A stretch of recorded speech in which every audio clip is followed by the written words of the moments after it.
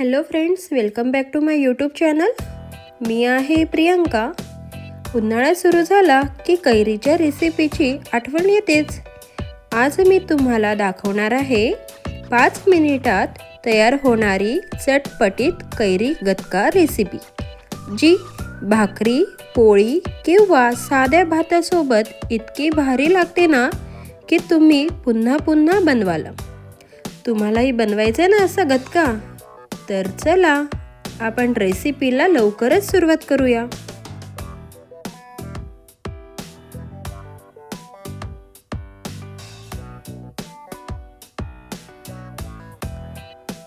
गतका बनवण्यासाठी बघा, मी इथे 4 कच्च्या कैऱ्या घेतलेल्या आहेत आणि ह्या छान स्वच्छ पाण्याने मस्त धुवून घेतल्या. आपण ह्या कैऱ्या बाहेरून आणतो, त्यामुळे बऱ्याच जणांचे यांना हात लागलेले असतात. त्यामुळे घरी आणल्यानंतर या कैऱ्या छान अशा स्वच्छ धुवून घ्यायच्या. आणि आता बघा, मी ही कैरी छान मस्त कोरड्या कापडाने पुसून घेतली. आणि आता हे जे काही देठ आहे ते आपल्याला काढून घ्यायचं आहे.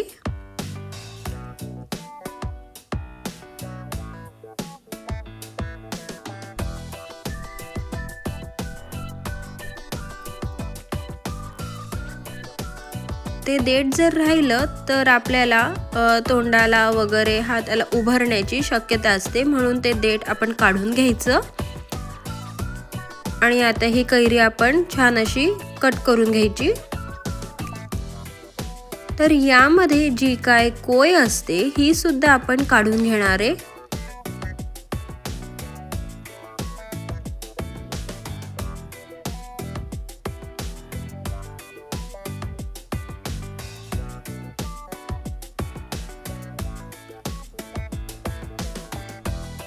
तर ही मी कोय काढून घेतली.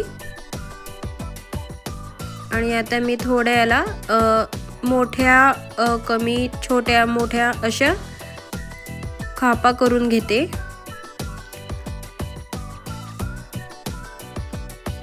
ह्या कैऱ्या मी 2-3 दिवस झाले घरात आणून ठेवल्या आहेत, म्हणून ह्या थोड्याशा अशा पिकलेल्या आहेत.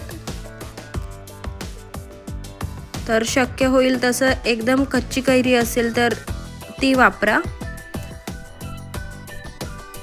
याच कैरीऐवजी तुम्ही ती तोतापुरी लांब कैरी असते ती यूज केली तरी चालेल, पण चवीला ह्या गावरानी कैरीचाच गतका खूप छान लागतो. त्यामुळे शक्य झालं तर हीच कैरी तुम्ही यूज करा. बघा, ही थोडी पिकलेली झाली आहे, पिकून गेली, म्हणून ती थोडं मला कट करायला सुद्धा अवघड जाते.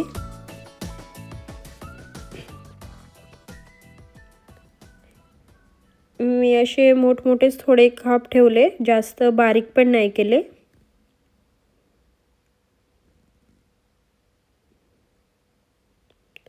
पिकलेली कैरी असली तर ती व्यवस्थित कट करता येत नाही.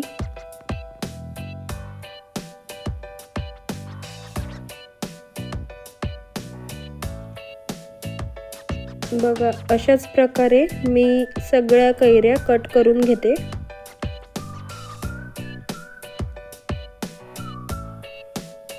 आणि मी अशा सगळ्या कैऱ्या छान कट करून घेतल्या. आणि आता कढईमध्ये 1 ते 1.5 चमचा तेल गरम करायला ठेवते.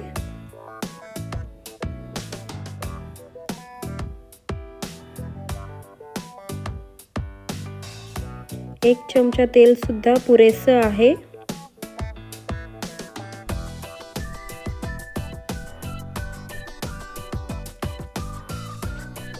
तेल असं चांगलं गरम करून घ्यायचं.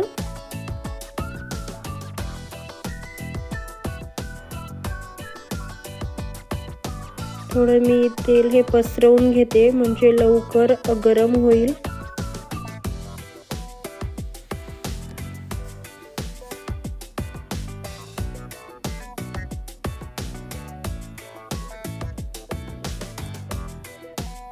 तेल गरम झालं की यामध्ये टाकायचं आहे 1 चमचा मोहरी. मोहरी पण मस्त या तेलामध्ये फ्राय करून घ्यायची, तळतळून घ्यायची. मस्त असा तळतळ असा आवाज आला पाहिजे।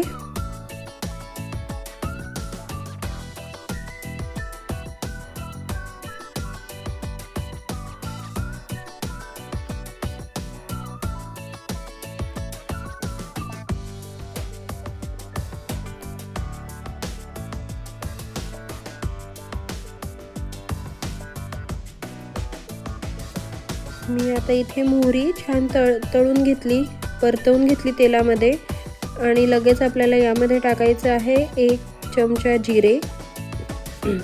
जिरे पण या तेलामध्ये मस्त असं फ्राय करून घ्यायचं, परतवून घ्यायचं आहे।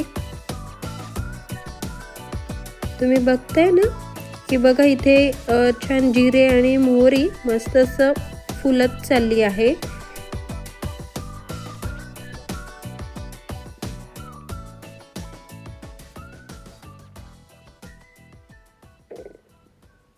आणि इथे मी आता अर्धा ते 1 चमचा मेथी दाणे टाकते। मेथी दाण्याने तर अजूनच छान चव येते।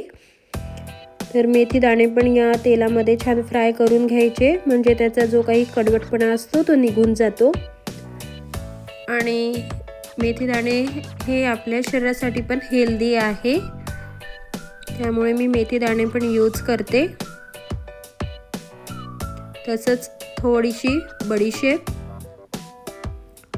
ऑप्शनल आहे, तुम्हाला टाकायची असली तर टाका, नसेल टाकायची नाही टाकली तरी चालेल, पण टेस्ट खूप छान येते। आणि आता यामध्ये टाकायचं आहे बारीक कट केलेल्या कैरी। तर मी या कैरी जिरं मोहरीमध्ये मस्त या मिक्स करून घेते, एकजीव करून घेते, जेणेकरून सगळं कैरींना छान असं जिरे मोहरी आणि मेथ्यांचा स्वाद लागेल।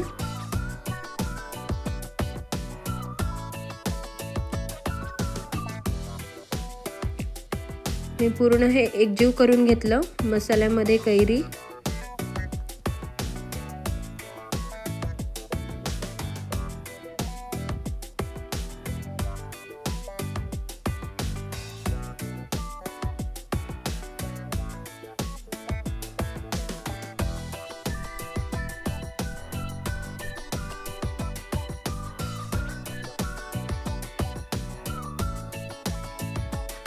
यामध्ये आपल्याला थोडंही पाण्याचा यूज करायचा नाहीये।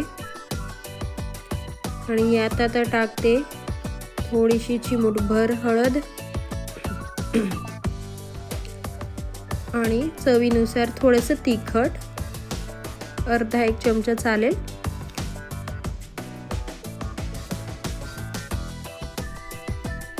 तुम्ही तुमच्या आवडीनुसार याचं माप कमी जास्त करू शकतात।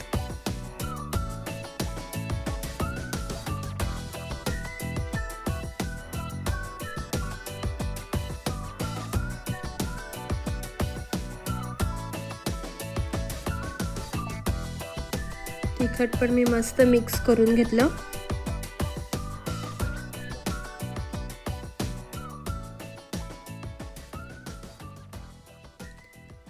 अजून आपल्याला टेस्ट आणायची आहे ना, तर यामध्ये आपल्याला टाकायचं आहे 1 वाटी गूळ। तुम्ही गूळ सुद्धा तुमच्या आवडीप्रमाणे टाकू शकतात, यूज करू शकतात। गुळाऐवजी तुम्ही साखर यूज केली तरी चालेल, पण साखरेपेक्षा गूळ हा आपल्या शरीरासाठी चांगला आहे, म्हणून मी गूळ यूज करते। आणि गुळाची हा गतका खूप छान लागतो, त्यामुळे मी गूळच यूज करते।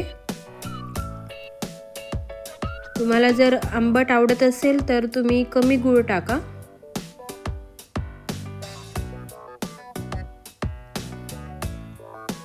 आणि आता हा गूळ सुद्धा मी मस्त या कैऱ्यांमध्ये एकजीव करून घेते।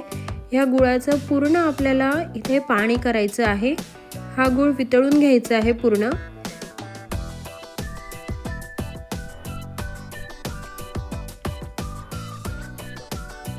हळूहळू ह्या गुळाचं पूर्ण पाणी होईल।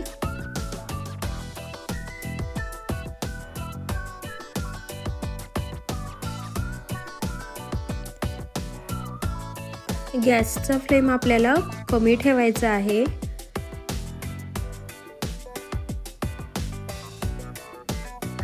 बघा इथेच आता ह्या गुळाचं पाणी होत चाललं आहे.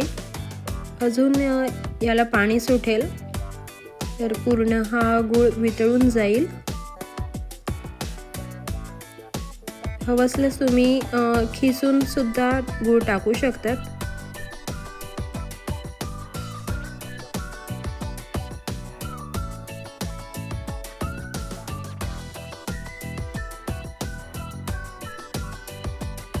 आणि आता आपल्याला टाकायचं आहे थोडं चवीपुरतं मीठ. मीठ अगदी चिमूटभरच टाकायचं. मीठ पण आता यामध्ये मी मिक्स करून घेते.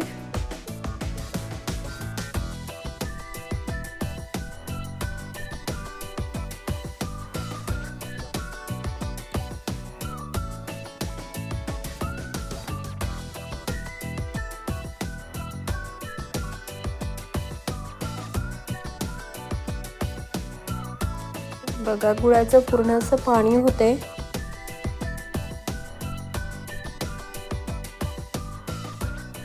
आणि आता यावर झाकण ठेवून हे आपल्याला 5-7 मिनिट शिजवून घ्यायचं आहे. म्हणजे आपल्या कैऱ्या पण छान शिजल्या जातील.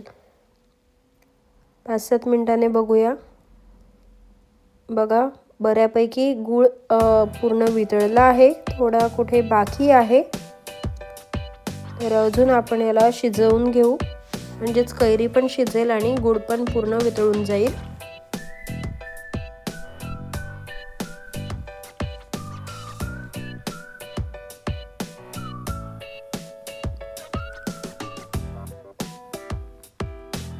तुम्ही पाहू शकतात आता गूळ पूर्ण आपला वितळून गेलेला आहे.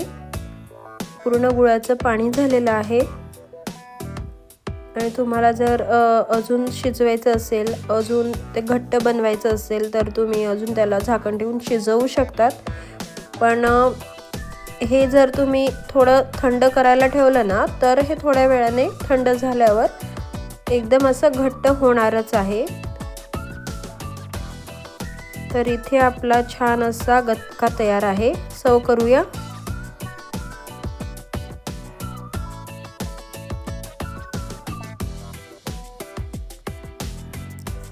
खूप छान. अगदी लहान मुलं सुद्धा यासोबत एक पोळी जास्त खातात.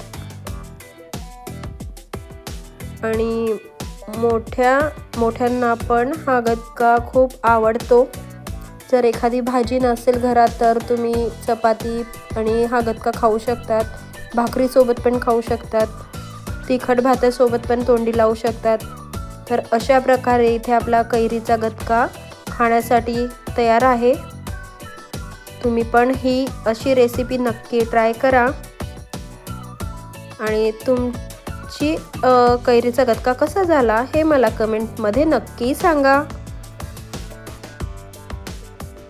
अजून जर कैरीच्या काही रेसिपी हव्या असतील तर मला कमेंट करून नक्की कळवा. मी नक्की तुमच्यापर्यंत बऱ्याच रेसिपी पोहोचवण्याचा ट्राय करेल. आणि व्हिडिओ आवडला असेल तर लाईक करा, शेअर करा. आणि अजून चॅनलला सबस्क्राईब केलं नसेल तर चॅनलला सबस्क्राईब करा. बाजूच्या बेल आयकॉनला क्लिक करा. पुन्हा भेटूया नेक्स्ट व्हिडिओमध्ये. तोपर्यंत चविष्ट खा आणि निरोगी राहा.